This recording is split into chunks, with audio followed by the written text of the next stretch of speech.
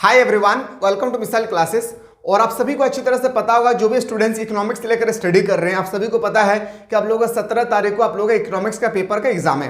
तो फाइनली मैं चाह रहा हूं कि सब्जेक्टिव प्लस ऑब्जेक्टिव दोनों लेकर चले तो हम लोग बेटर होगा। तो मैं चाह रहा हूं कि आप लोगों का दिन भर में 2 टाइम या 3 टाइम क्लास चाहते हैं तो एक बार जरूर आप लोग कमेंट सेक्शन में कमेंट करें, क्योंकि देखिए ऑब्जेक्टिव जो है ना, ऑब्जेक्टिव हो या सब्जेक्टिव, इकोनॉमिक्स का लैंग्वेज ही आपका बिल्कुल और सब्जेक्ट से अलग मिलेगी। तो मैं चाह रहा हूं कि आपको अगर मैं सब्जेक्टिव क्वेश्चन में मैं बेहतरीन तरीके से अगर हर एक क्वेश्चन को मैं एक्सप्लेन करता चलूं तो आपका ऑब्जेक्टिव भी वहां से क्लियर हो जाएगा। हम उम्मीद करते हैं इस बात को, ठीक है। खैर, आप टेंशन नहीं लेना है, मैं आपके सामने top of the most important question लेकर आया हूं।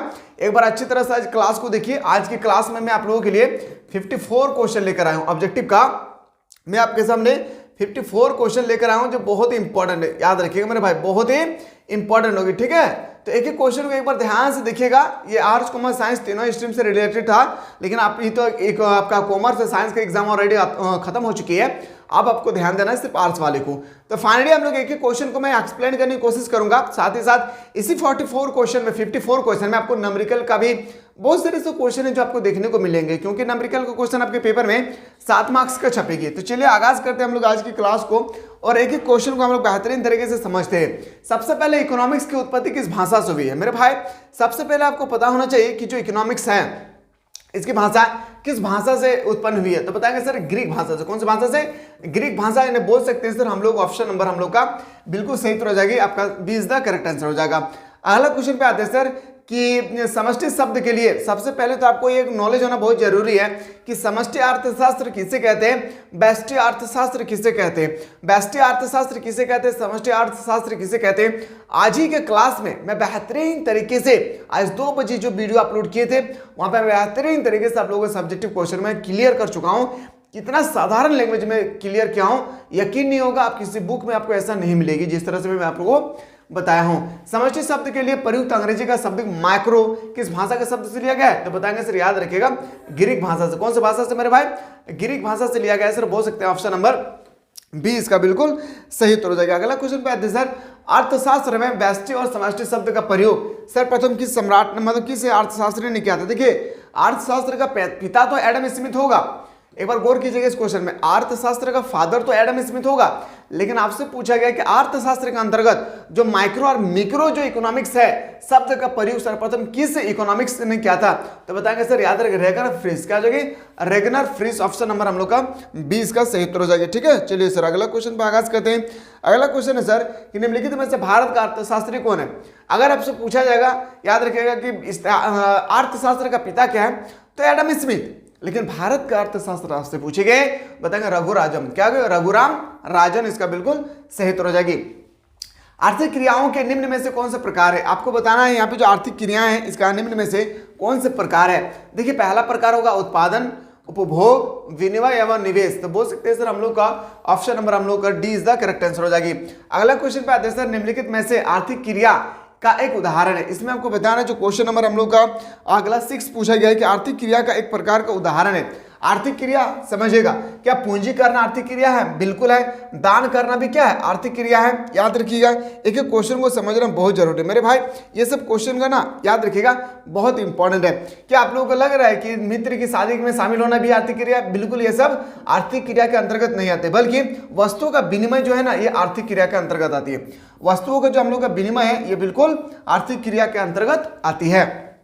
चलिए अगला क्वेश्चन पे आते हैं सर। अगला क्वेश्चन है व्यष्टि अर्थशास्त्र के अंतर्गत निम्न से किसका अध्ययन किया जाता है? मैंने अभी जस्ट बताया, अब थोड़ा सा मैं एक्सप्लेन कर रहा हूं, समझिएगा। व्यष्टि अर्थशास्त्र, समष्टि अर्थशास्त्र। व्यष्टि अर्थशास्त्र उसे कहते हैं जिसमें सिर्फ एक व्यक्ति की बात हो, एक परिवार की बात हो, एक फॉर्म की बात हो, ठीक है। और अगर समष्टि में चलूं तो समष्टि का मतलब समस्त भारत का। याद रखिएगा, कुल आय, कुल उत्पादन, समाज का, ठीक है। यहाँ पे परिवार तो वहां पे समाज का। तो यहाँ पे बोल सकते हैं सर, याद रखिएगा, व्यक्तिगत परिवार, व्यक्तिगत फॉर्म, व्यक्तिगत उद्यम। तो बोल सकते हैं सर ऑप्शन नंबर हम लोग का बिल्कुल सही हो जाएगी, आपका बिल्कुल D is the correct answer हो जाएगा। चलिए अगला क्वेश्चन पे आगाज करते हैं सर, निम्नलिखित में से किसका अध्ययन व्यष्टि अर्थशास्त्र के अंतर्गत किया जाता है? फिर से यहाँ पे आपसे पूछा गया है किसका अध्ययन जो हम लोग व्यष्टि अर्थशास्त्र के अंतर्गत करते हैं। मैंने अभी जस्ट बताया मेरे भाई कि व्यष्टि अर्थशास्त्र के अंतर्गत सिर्फ एक फॉर्म, एक उद्योग, एक परिवार, एक रिश्तेदार के बारे में बात की जाती है। तो देखिए राष्ट्रीय आय का निर्धारण तो समष्टि में होता है, बेरोजगारी का अध्ययन समष्टि में होता है, सामान्य कीमत का स्तर समष्टि में होता है, लेकिन याद रखिएगा एक फॉर्म का संतुलन जो है ना वो कहाँ पे होती है, तो बताएंगे सर व्यष्टि अर्थशास्त्र में। एक बार क्लास को देखिए अच्छी तरह से, अगर अच्छा रहा आप लोग का रिस्पांस अच्छा लगेगा तो बता दीजिएगा जरूर एक बार। इस तरह से तो हम लोग लेक्चर 1 देख रहे हैं, इस तरह से आप लोगों को 6 लेक्चर मिलेंगे टोटल, ठीक है। अगला क्वेश्चन है सर उपभोक्ता व्यवहार का अध्ययन किया जाता है। जो उपभोक्ता व्यवहार है इसका अध्ययन किया जाता है कहाँ पे, सूक्ष्म अर्थशास्त्र में। याद रखें व्यष्टि अर्थशास्त्र में। ऑप्शन नंबर, अच्छा व्यष्टि अर्थशास्त्र को हम लोग और एक नाम से जानते हैं, याद रखिएगा सूक्ष्म अर्थशास्त्र। याद रखिएगा ऑप्शन नंबर क्या हो जाएगा सर, ए इसका सही उत्तर हो जाएगी। व्यष्टि अर्थशास्त्र के संबंध में कौन सा कथन सत्य है, जो हम लोग के यहाँ पे पूछे गए व्यष्टि अर्थशास्त्र के संबंध में कौन सा ऐसा स्टेटमेंट है जो बिल्कुल सही है, ठीक है। तो देखिए व्यष्टि अर्थशास्त्र के अंतर्गत व्यक्तिगत आर्थिक इकाई का अध्ययन किया जाता है। तो मैं बोल सकता हूं सर ऑप्शन नंबर बिल्कुल सही उत्तर हो जाएगा, option number D is the correct answer हो जाएगा। चलिए सर अगला आगाज करते हैं सर अगला क्वेश्चन में कि व्यष्टि समष्टि अर्थशास्त्र। अब आगे हैं सर हम लोग थोड़ा सा याद रखें मैक्रो के बारे में देखिए, मिक्रो के बारे में हम लोग मिक्रो के बारे में, माइक्रो में देखिए फिर मिक्रो देखते हैं, यानी समष्टि अर्थशास्त्र। समष्टि अर्थशास्त्र के इसके अंतर्गत किनको किनको शामिल किया जाता है, तो नेशनल इनकम, कुल रोजगार, कुल उत्पादन, जहां पे कुल शब्द लिखा रहेगा मेरे भाई ये भी एक तरह का क्या है, कुल है, पूरे होल इंडिया का ये भी क्या है, कुल है। तो बोल सकते हैं सर ऑप्शन नंबर क्या आ जाएगी, D is the right answer हो जाएगा। आगाज करते हैं सर अगला क्वेश्चन पे। क्वेश्चन है सर माइक्रोज, क्या लिखा है मेरे दोस्त, माइक्रोज जिसका अर्थ होता है छोटा, किस भाषा से लिया गया है। माइक्रोज जिसका अर्थ होता है छोटा, किस भाषा से लिया गया है, मैंने अभी जस्ट बताया था हिंदी में, ये इंग्लिश में दिया है, मैंने हिंदी में बताया था आप लोगों को, क्या हो जाएगी ग्रीक, क्या हो जाएगी मेरे भाई ग्रीक भाषा से होगा। ऑप्शन नंबर आपका 20 द करेक्ट आंसर हो जाएगी।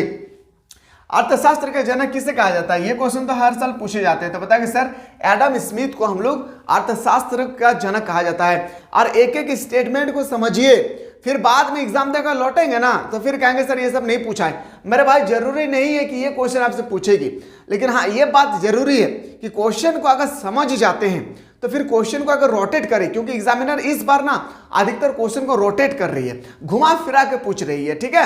क्योंकि पहले पूछा जाता था कि आपका हड़प्पा सभ्यता का सबसे बड़ा नगर कौन सा था, मोहनजोदाड़ो। हड़प्पा सभ्यता का सबसे बड़ा नगर वो कौन सा है जो भारत में स्थित है, राखीगढ़ी है या नहीं। तो इस तरह से रोटेट कर रही है, तो क्वेश्चन अगर रोटेट करेंगे तो हम लोग को भी रोटेट करके पढ़ना पड़ेगा, है ना, समझेगा। अगला क्वेश्चन पे आगाज करते हैं सर। क्वेश्चन था वेल्थ ऑफ नेशन नामक पुस्तक किसने लिखा था। वेल्थ ऑफ नेशन पुस्तक जो है ना आपका लिखा था किसने, इकोनॉमिक्स का फादर ने, एडम स्मिथ। क्या हो जाएगी मेरे भाई एडम स्मिथ, इसका बिल्कुल सही उत्तर हो जाएगी। अगला क्वेश्चन है सर किसने कहा अर्थशास्त्र धन का विज्ञान है। ये स्टेटमेंट देने वाले कौन था कि अर्थशास्त्र धन का विज्ञान है, तो बताएंगे सर एडम स्मिथ। क्या हो जाएगी एडम स्मिथ, इसका बिल्कुल सही उत्तर हो जाएगा। अगला क्वेश्चन पे आगाज करते हैं सर किसके अनुसार अर्थशास्त्र मानव कल्याण का विज्ञान है। मतलब ये स्टेटमेंट देने वाले कौन था कि अर्थशास्त्र मानव कल्याण का विज्ञान है। याद रखिएगा देने वाला था कौन, तो बताएंगे सर याद रखिएगा मार्शल ने। अर्थशास्त्र धन का विज्ञान है, अर्थशास्त्र धन का विज्ञान है ये दिया था एडम स्मिथ ने। अर्थशास्त्र मानव कल्याण का विज्ञान है ये दिया था मार्शल ने। फिर कंफ्यूजन नहीं होना है आप लोगों को। चलिए अगला क्वेश्चन पे आते हैं सर। क्वेश्चन नंबर नेक्स्ट हम लोग का अगला क्वेश्चन में आते हैं सर। क्वेश्चन नंबर नेक्स्ट पे क्या हो गया मेरे भाई, थोड़ा सा पैसेज बनाए मेरे भाई। चलिए अगला क्वेश्चन पे आते हैं। क्वेश्चन नंबर नेक्स्ट पे आते हैं। अगला क्वेश्चन है सर कि अर्थशास्त्र तर्कशास्त्र का विज्ञान है। अर्थशास्त्र जो है मेरे भाई वह तर्कशास्त्र का विज्ञान है, ये स्टेटमेंट देने वाले कौन था। ये भी क्वेश्चन जो है ना बहुत इंपॉर्टेंट है, याद रखिए ये क्वेश्चन बिल्कुल सही उत्तर होगा रॉबिन्स। क्या हो जाएगा मेरे भाई रॉबिन्स, इसका बिल्कुल सही उत्तर हो जाएगी। अभी हम लोग न्यूमेरिकल क्वेश्चन को भी मैं दिखाने वाला हूं, समझिएगा, ठीक है। आर्थिक समस्या मूलतः समस्या है, जो आर्थिक समस्या है मूलतः किसकी समस्या है, तो चुनाव क्या, कैसे चुनाव करें, किनका चुनाव करें, ठीक है। तो बोल सकते हैं सर ऑप्शन नंबर हम लोग का ए इसका राइट आंसर हो जाएगी। अगला क्वेश्चन पे आगाज करते हैं सर। अर्थव्यवस्था की किस केंद्रीय समस्या का संबंध उत्पादन की तकनीकी के चयन से है। कैसे उत्पादन करें, यह है सर पहला। क्या उत्पादन करें, याद रखिएगा, कैसे उत्पादन करें, क्या उत्पादन करें, ये सब होता है अर्थशास्त्र का केंद्रीय समस्या। क्या होता है मेरे दोस्त, याद रखिएगा, ये सब होता है अर्थशास्त्र का केंद्रीय समस्या, ठीक है। ये सब क्वेश्चन एक बार नहीं बार बार ये सब क्वेश्चन पूछे जाते हैं। तो हम उम्मीद करते हैं अगर इस सब क्वेश्चन को पहले से अगर आप लोग कर लेते हैं तो फिर आपके पेपर में अगर ये सब क्वेश्चन आ जाए तो आप इजीली से इनको सॉल्व कर सकते हैं। ये भी आप लोगों को थोड़ा सा ध्यान में रखना होगा, है ना। चलिए क्वेश्चन नंबर आते हैं सर, याद रखिएगा। अगला क्वेश्चन पे आगाज करते हैं। नेक्स्ट क्वेश्चन हम लोग का क्वेश्चन है सर उस वक्र का नाम बताएं जो आर्थिक समस्या का दर्शाता है। उस वक्र का नाम बताना है मेरे भाई। आप लोग गलत आंसर क्यों बता रहे हैं? उस वक्र का नाम बताएं जो आर्थिक समस्या को दर्शाता है। याद रखिएगा, याद रखिएगा मेरे भाई, क्या हो जाएगी? आर्थिक समस्या को जो दर्शाता है वह जगह उत्पादन संभावना वक्र। क्या हो जाएगा? उत्पादन संभावना वक्र। Option number D is the correct answer हो जाएगी। उत्पादन संभावना वक्र की ढाल गिरती है। ये क्वेश्चन अभी जो आप लोग का बीएससी, सॉरी आपका आईएससी और आईकॉम का जो अभी एग्जाम हुआ है, नहीं कॉमर्स और साइंस का जो एग्जाम हुआ है, वहां पे ना ये क्वेश्चन पूछा गया कि उत्पादन संभावना वक्र की ढाल क्या होती है, ऋणात्मक या धनात्मक। ये क्वेश्चन पूछा गया, तो धनात्मक होगी। ठीक है, तो यहाँ पे आपसे क्वेश्चन थोड़ा सा घुमा करके पूछा गया है कि ये जो ढाल है वो किस प्रकार की होती है, तो बाएं से दाएं की ओर। याद रखिएगा, बाएं से दाएं की ओर ढाल होती है, तो इस तरह मतलब बोल सकते हैं सर ऋणात्मक होती है। ठीक है, चलिए क्वेश्चन नेक्स्ट है सर, इनमें से कौन अवसर लागत का एक वैकल्पिक नाम है? अवसर लागत का एक वैकल्पिक नाम क्या है? मैंने आज सुबह कोई क्लास में जब मैं आपको थ्योरी लेक्चर पढ़ा रहा था मेरे भाई, वहां पे मैंने आपको बताया था कि अवसर लागत का एक वैकल्पिक नाम जो है ना वह है हस्तांतरण आय। क्या है? हस्तांतरण लागत। ऑप्शन नंबर क्या हो जाएगी सर? डी इसका राइट आंसर हो जाएगा। अगला क्वेश्चन पे आते हैं सर, अवसर लागत का वैकल्पिक नाम क्या है? देखिए यहाँ पे फिर से आपके सामने अवसर लागत का वैकल्पिक नाम फिर से दिया गया, जिसको हम लोग आर्थिक लागत कहते हैं। क्या? आर्थिक लागत कहते हैं मेरे भाई। चलिए एक क्वेश्चन को हम लोग बेहतरीन तरीके से समझते हैं। आर्थिक, अच्छा एक बार मैं बताना भूल गया हूं, अगर आपसे पूछा जाए क्वेश्चन में कि भारत किस प्रकार के अर्थव्यवस्था के अंतर्गत आते हैं, तो बताएंगे सर मिश्रित अर्थव्यवस्था के अंतर्गत। क्या बताएंगे? भारत की अर्थव्यवस्था कैसी है, तो भारत की अर्थव्यवस्था मिश्रित अर्थव्यवस्था है। आर्थिक क्रियाकलाप प्रणालियों के निम्न में से कौन से रूप है? जो आपसे आर्थिक प्रणाली है इसके बारे में आपसे पूछे गए, तो बताएंगे सर मिश्रित अर्थव्यवस्था। क्या हो जाएगा मेरे दोस्त? मिश्रित अर्थव्यवस्था। और ये ना सोचे कि यही क्वेश्चन आएगा, मैं फिर से कह रहा हूं, ये ना फिर एग्जाम देखो लौटेंगे फिर कमेंट करेंगे सर एको क्वेश्चन नहीं आया। नहीं, ये जो मैं बता रहा हूं जरूर नहीं कि ये क्वेश्चन आए। अगर आ गया तो आपका भाग्य अच्छा है, नहीं आएगा ना तो क्वेश्चन घुमाएगा मेरे भाई, रोटेट करेगी। इंग्लिश स्कोर में कैसे रोटेट किया देख लिए ना एक बार आप, इंग्लिश स्कोर में कैसे क्वेश्चन रोटेट किया था, ठीक इसी तरह से इस बार भी आप लोगों को क्वेश्चन में रोटेशन होगी इकोनॉमिक्स में खास करके। ठीक है, अगर आप लोग एग्जांपल देखना चाहते हैं तो अभी जो साइंस और कॉमर्स का एग्जाम हुआ है वहां पे जाके देख सकते हैं किस प्रकार की अर्थव्यवस्था में संसाधन पर सरकार के स्वामित्व होता है। तो बताएंगे सर ये जो क्वेश्चन हम लोग 20 आपसे पूछा गया 27 है, इसका बहुत इंपॉर्टेंट क्वेश्चन है कि वह कौन सी अर्थव्यवस्था है जिसका स्वामित्व, जिसका भागीदारी सरकार को होती है। तो बताएंगे सर याद रखिएगा समाजवादी अर्थव्यवस्था। क्या जाएगी मेरे भाई? समाजवादी अर्थव्यवस्था। ठीक है, क्या जाएगी? समाजवादी अर्थव्यवस्था इसका बिल्कुल सही उत्तर हो जाएगा। आशा करते हैं आपको समझ में आ रहा होगा ध्यान से। ठीक है, चलिए सर अगला क्वेश्चन पे आगाज करते हैं। नेक्स्ट क्वेश्चन हम लोग एक क्वेश्चन को सिर्फ समझना है। अगला क्वेश्चन पे आगाज करते हैं। नेक्स्ट क्वेश्चन हमारे सामने मार्शल के अनुसार, जो हमारा मार्शल जी है इसके अनुसार आपके सामने यहाँ पे क्वेश्चन पूछे गए हैं। जो मार्शल जी है मेरे भाई, अब यहाँ पे आ गया सर मार्शल, जॉन मार्शल के बारे में आप लोग बेहतरीन तरीके से सुने होंगे, उसी से रिलेटेड ये क्वेश्चन यहाँ पे है। आपसे पूछा गया है ना क्वेश्चन, देखिए ये क्वेश्चन है आपसे याद रखिएगा, ये क्वेश्चन का मार्शल के अनुसार उपयोगिता की माप होती है। तो इसके माप जो है ना यूटिलस से होती है। किससे होती है? यूटिल से होती है, यूटिलस या यूटिल्स से होती है। ऑप्शन नंबर ए इसका सही उत्तर हो जाएगा। अगला क्वेश्चन है सर उपयोगिता की मापन इकाई है। मैं फिर से बता रहा हूं यहाँ पे आपका सामने फिर से उपयोगिता की मापन इकाई क्या है, फिर से बताएंगे सर यूटिलस हो जाएगी। क्या हो जाएगी? यूटिलस, इसका बिल्कुल सही उत्तर हो जाएगा। अगला क्वेश्चन पे आते हैं सर, एक बार क्लास को आज देख लीजिए, अच्छे से परख लीजिए क्लास को, फिर आप कमेंट में बताएंगे कि क्लास को कंटिन्यू रखा जाए या क्लास को रोक दिया जाए। एक बार जरूर बता दीजिएगा अपना राय। ठीक है, किस अर्थशास्त्री के अनुसार उपयोगिता को मुद्रा में मापा जाता है? मतलब कौन सा ऐसा अर्थशास्त्री है जिन्होंने कहा था कि मुद्रा को हम लोग माप सकते हैं? वो कौन सा अर्थशास्त्री है जिन्होंने कहा था मुद्रा को मापा जा सकता है? तो बताएंगे सर याद रखिएगा अल्फ्रेड मार्शल। किसने कहा था? अल्फ्रेड मार्शल ने। बोल सकते हैं सर ऑप्शन नंबर बी इसका सही उत्तर हो जाएगी। अगला क्वेश्चन पे आगाज करते हैं सर, एक वस्तु की सभी इकाइयों से प्राप्त होने वाली उपयोगिता के योग को क्या कहते हैं? अभी जस्ट आप लोग का याद रखिएगा कॉमर्स, क्या मेरे भाई कॉमर्स का एग्जाम हुआ है, क्या कॉमर्स और साइंस का एग्जाम हुआ है, यकीन नहीं होगा हूबहू यही क्वेश्चन उठाकर वहां पे छाप दिया गया था। यहाँ पे आपसे पूछा गया कि यकीन नहीं होता, एक बार पेपर देख लीजिएगा। ठीक है, हो सके मैं झूठ बोल रहा हूँ। एक वस्तु की सभी इकाइयों से प्राप्त होने वाली उपयोगिता के योग को हम लोग याद रखिएगा क्या कहते हैं? कुल उपयोगिता। क्या कहते हैं मेरे भाई? इसको हम लोग कहते हैं कुल उपयोगिता। इस तरह से आपके पेपर में आएगी, एकदम चीख चीख के मैं बता रहा हूं, सही तरीके से देखिए। उम्मीद करते हैं आपके पेपर में ऐसा क्वेश्चन आएगी। एक व्यक्ति 4 गोलगप्पे का नाम सुनते ही लड़की लोग के मुंह से पानी आ जाते हैं। आपको भी आ गया? चलिए ठीक है, बात नहीं आना चाहिए, एग्जाम के बाद सब खाना है। एक व्यक्ति 4 गोलगप्पे का उपभोग करता है, उसे प्रत्येक व्यक्तिगत इकाई से प्राप्त 15 यूटिलस, 12 यूटिलस, 10 यूटिलस और 8 यूटिलस है। कितना? 15 यूटिलस, 12 यूटिलस और आपका 10 यूटिलस और 8 यूटिलस। आपसे पूछा गया है कि 4 गोलगप्पे के उपभोग से कुल कितने हैं, तो बताएंगे सर 27 और इधर हो गया 10, 37 और 8 45। कितना हो जाएगा मेरे भाई? कुल कितना हो जाएगा? तो बोलेंगे सर 45। तो बोल सकते हैं सर ऑप्शन नंबर हम लोग का बिल्कुल सही हो जाएगा सी। क्वेश्चन नंबर नेक्स्ट पे आते हैं सर, किसी वस्तु के उपभोग में एक अतिरिक्त इकाई से परिवर्तन करने पर कुल उपयोगिता में होने वाले परिवर्तन को क्या कहा जाता है? यह भी क्वेश्चन बहुत ही इंपॉर्टेंट है, तो याद रखिए ये क्वेश्चन को सीमांत उपयोगिता कहते हैं। क्या कहते हैं? सीमांत उपयोगिता कहते हैं मेरे भाई। ऑप्शन नंबर आपका बिल्कुल सही हो जाएगी सीमांत उपयोगिता। ऑप्शन नंबर आपका सी इज द करेक्ट आंसर हो जाएगी। अगला क्वेश्चन पे आते हैं सर, किसी वस्तु की एक अतिरिक्त इकाई के उपभोग से प्राप्त उपयोगिता क्या कहलाती है? सीमांत उपयोगिता। क्या कहलाती है मेरे दोस्त?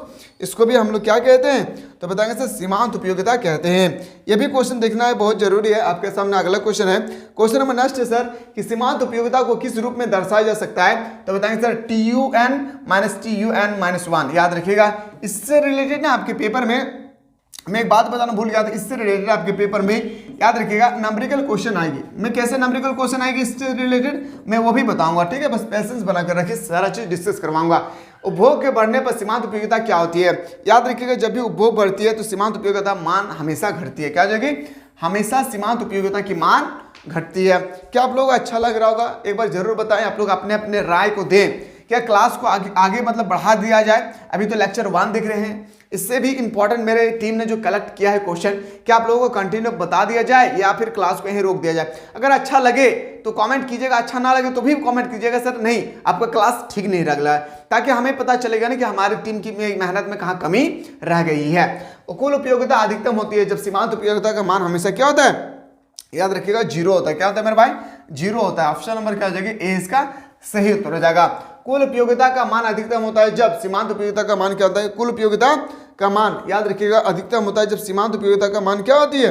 तो बताएंगे सर, याद रखिए क्या हो जाएगी? इसका ऑप्शन नंबर ए क्या हो जाएगी? 0 इसका सही उत्तर हो जाएगी। ठीक है, चलिए अगला क्वेश्चन पे आते हैं सर। अगला क्वेश्चन है, एक ही क्वेश्चन को समझना बहुत जरूरी है। इस तरह से 3-4 क्वेश्चन एक ही तरह से मिलेंगे, इसको मैं हाँ ये क्वेश्चन समझिए। जब कुल उपयोगिता अधिकतम होता है तो सीमांत उपयोगिता क्या होती है? जब कुल उपयोगिता अधिकतम होती है तो सीमांत उपयोगिता मैंने अभी जस्ट बताया मेरे भाई, लड्डू होता है। क्या? लड्डू होता है। मतलब बोल सकते हैं सर हम लोग option number C is the right answer हो जाएगा। आगाज करते हैं सर अगला क्वेश्चन, कि कुल उपयोगिता का मान अधिकतम होता है जब सीमांत उपयोगिता का मान हमेशा क्या होती है? 0 होता है। क्वेश्चन कैसे घुमा फिरा कर पूछ रहे हैं ये आपको ध्यान देना है।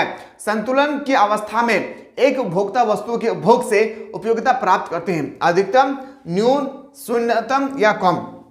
ये भी क्वेश्चन आपके पेपर में एक बार नहीं 2-3 बार पूछे गए। अभी तक 2020 के पेपर में ये क्वेश्चन पूछे गए थे। ठीक है, तो बताएंगे सर, याद रखिएगा एक तरह का ये भी क्वेश्चन क्या है? बहुत ही इंपॉर्टेंट क्वेश्चन है। तो बताएंगे सर, याद रखिए अधिकतम होती है। क्या हो जाएगी?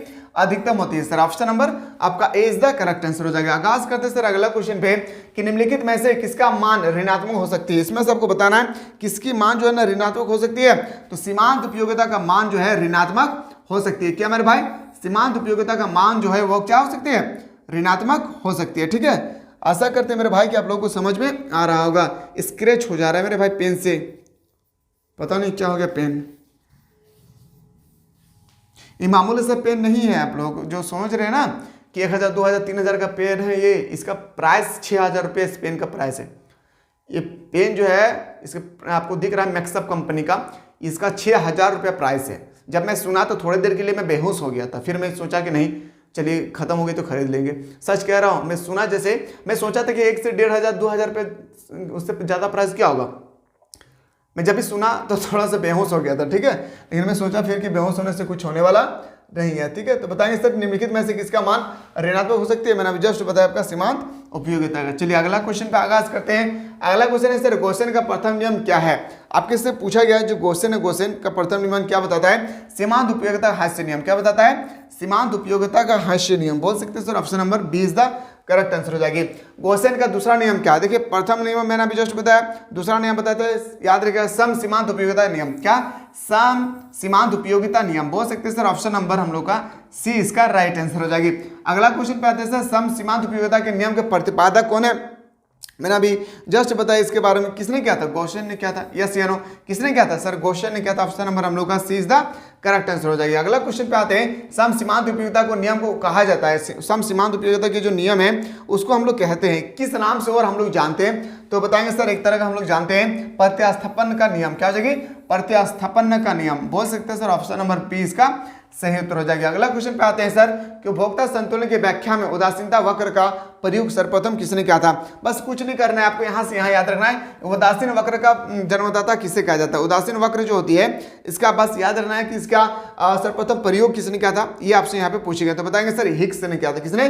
जे.आर. हिक्स ने किया था। किसने किया था मेरे दोस्त?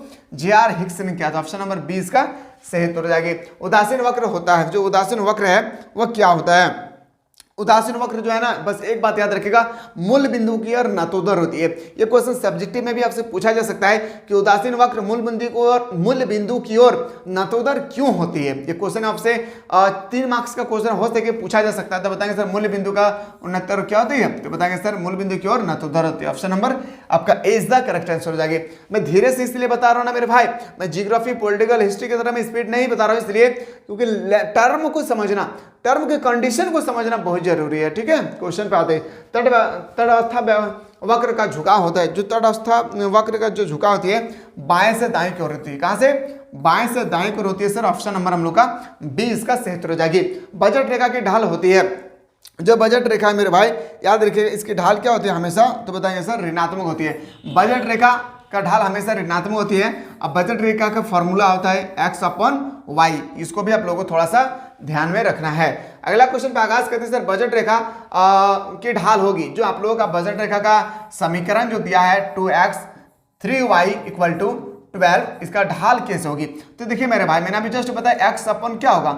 y होगा सर। x का वैल्यू दिया हुआ है कितना? 2, y का वैल्यू दिया है सर कितना? 3। तो 2/3 हम लोग को कहाँ नजर आ रहा है? 2/3। तो 2/3 बोल सकते हैं सर। ऑप्शन नंबर हम लोग का क्या हो जाएगी? ऑप्शन नंबर बिल्कुल सही हो जाएगा ए।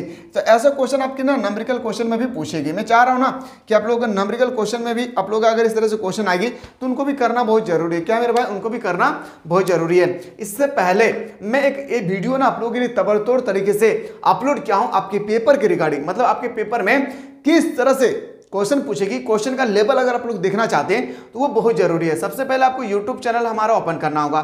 सबसे पहले आप यूट्यूब चैनल को ओपन करेंगे, उसके बाद अगर चैनल को सब्सक्राइब करके रखे हैं तो आपको जाना है डायरेक्ट अपने हमारे चैनल पे, आपको डायरेक्टली मिल जाएगा। ठीक है, तो जैसे मैंने अपना चैनल पे गया और जाने के बाद मेरे भाई लेटेस्ट में एक वीडियो मैंने आप लोगों के लिए अपलोड किया हूं। कहां पे? एकदम लेटेस्ट में सर। कहां पे है लेटेस्ट में? तो उसको सही तरीके से आपको दिख लेना है। कौन सा सर? यहाँ पे देखिएगा लिखा है सर, क्या समझिएगा, ये जो लिखा हुआ है ना कि इकोनॉमिक्स मिल गया पेपर, बिल्कुल इसको अच्छे ढंग से देखिए। ये जो है ना बहुत इंपॉर्टेंट है मेरे भाई, बहुत इंपॉर्टेंट है। इसको जितना भी तारीफ किया जाए बहुत कम है। इसको एक बार आप लोग जरूर कर लीजिएगा, इससे आपको अंदाजा लग जाएगी न्यू पैटर्न के अकॉर्डिंग जो आप लोगों का क्वेश्चन छप रही है। इसमें अगर आप लोग का क्वेश्चन को अगर घुमा दे तो फिर आप लोगों को कैसे आपको आंसर करना होगा यहाँ पे बेहतरीन तरीके से मैं बता चुका हूं। चलिए अगर क्लास अच्छा लगा हो तो एक बार जरूर बता दीजिएगा। मैं चाह रहा हूं कि अगला टॉपिक इससे भी और इंपॉर्टेंट क्वेश्चन अगर होगी तो हमारी टीम के माध्यम से मैं आप लोगों तक पहुंचाने की कोशिश करूंगा। मिलते हैं इसी तरह से नेक्स्ट वीडियो में।